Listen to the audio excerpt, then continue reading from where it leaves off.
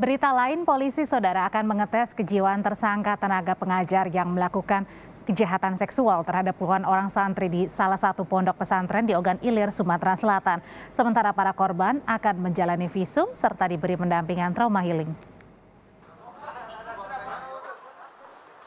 Polda Sumatera Selatan akan melakukan tes kejiwaan terhadap seorang tenaga pengajar yang menjadi tersangka kejahatan seksual 26 orang santri di pondok pesantren di Pemulutan, Ogan Ilir, Sumatera Selatan.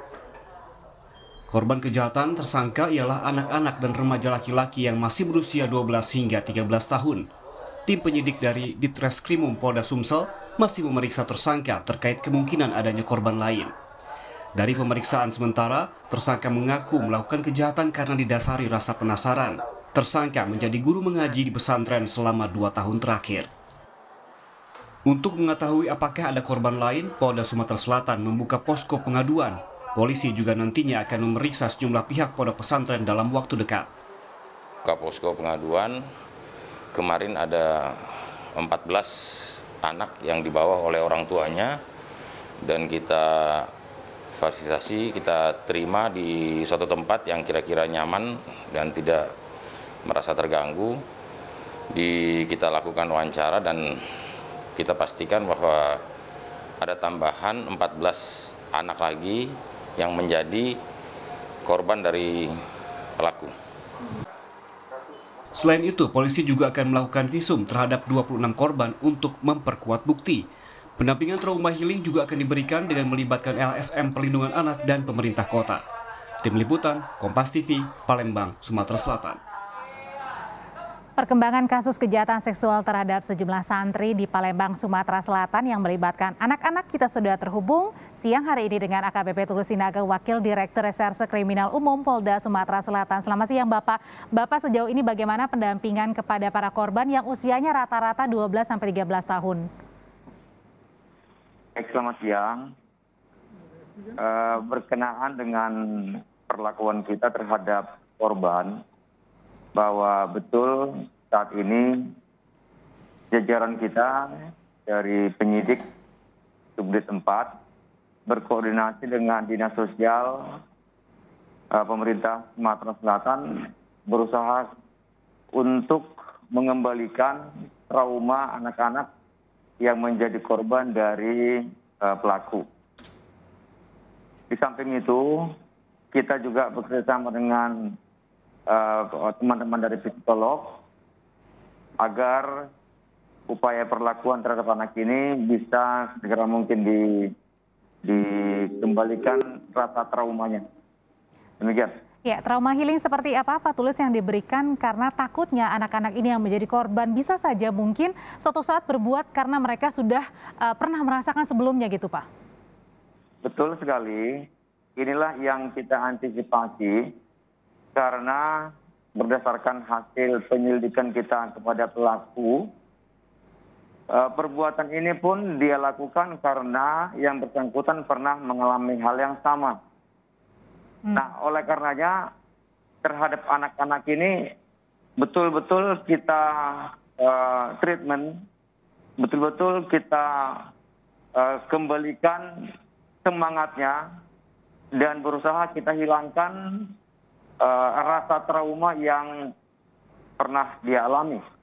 Demikian. Jadi artinya ada pelajaran yang sangat berharga ketika pelaku ini melakukan berbuat hal-hal yang tidak baik dengan korban karena pelaku tersebut juga pernah menjadi korban ya Pak.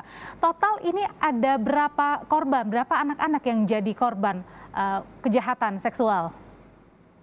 Ya, data sementara yang kita dapatkan ada 24. Namun kita masih membuka posko apabila ada barangkali korban-korban lain, kita sangat terbuka. Sehingga dengan adanya pelaporan itu kita harapkan nanti bisa segera mengambil langkah-langkah cepat untuk mengembalikan trauma si anak tersebut. Jadi sementara 24 sorry. 24 untuk sementara.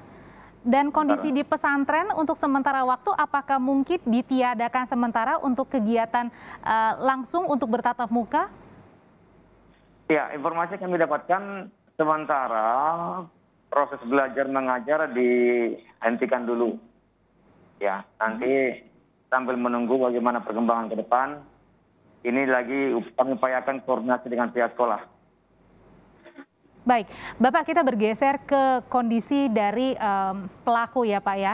Ini sudahkah dilakukan tes kejiwaan dalam waktu dekat? Ya, kami sampaikan bahwa terhadap si pelaku telah kita lakukan pemeriksaan secara kejiwaan dan berdasarkan data yang kita peroleh atau berdasarkan hasil yang kita dapatkan bahwa yang bersangkutan layak atau cukup cakap untuk mempertanggungjawabkan perbuatannya. Jadi tidak ada kelainan yang berarti berkenaan dengan pertanggungjawaban hukumnya. Oke, Pak, ini kan pelaku mengajar kurang lebih baru 1 tahun ya Pak ya di sekolah yang saat ini ia geluti gitu. Nah, apakah ada kemungkinan sebelumnya pelaku juga mengajar di sekolah lain sehingga perbuatan kejahatan seksual seperti ini ada kemungkinan terjadi sebelumnya, tapi mungkin saja pada saat itu tidak ada yang melapor? Begini, kalau berdasarkan data yang kami peroleh, si pelaku ini sudah 2 tahun mengajar di sekolah tersebut sebagai guru honor. Dan mengenai apakah yang bersangkutan pernah mengajar di tempat lain, sejauh ini kita belum mendapatkan informasi tersebut. Oke, tapi terbuka ya Pak ketika misalnya mungkin menerima ada laporan-laporan baru, termasuk juga ketika mungkin saja hal-hal tersebut pernah dia lakukan juga, bukan di sekolah yang saat ini dia mengajar. Oke, iya pasti. Kita sangat terbuka. Oke, baik. Terima kasih Bapak Tulus Sinaga sudah berbagi bersama kami soal kasus pelecehan seksual yang terjadi di salah satu sekolah yang terletak di Sumatera Selatan.